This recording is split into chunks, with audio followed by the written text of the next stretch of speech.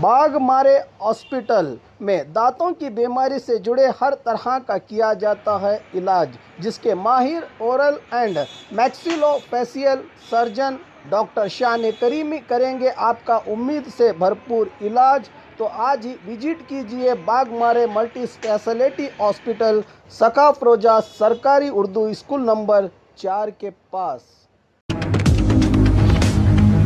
स्वागत है आपका बी न्यूज़ नेशन में। मैं हूं आबिद हुसैन शेख।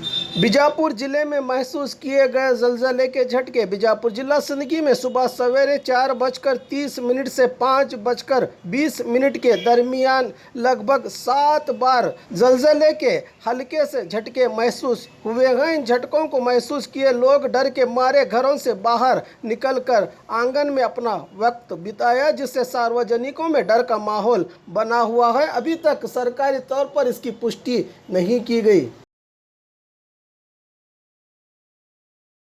स्क्रैच कीजिए, ऑफर पाइए। जी हां, Aspire spoken English soft skill ने वाव कार्ड लॉन्च किया है, जिसमें आप 80% तक का डिस्काउंट पा सकते हैं। जल्दी कीजिए, ये ऑफर लिमिटेड है। एडमिशन कीजिए और 1 साल का ऑफर पाइए। अभी नहीं तो कभी नहीं। और खबरों के लिए देखते रहिए बी न्यूज़ नेशन।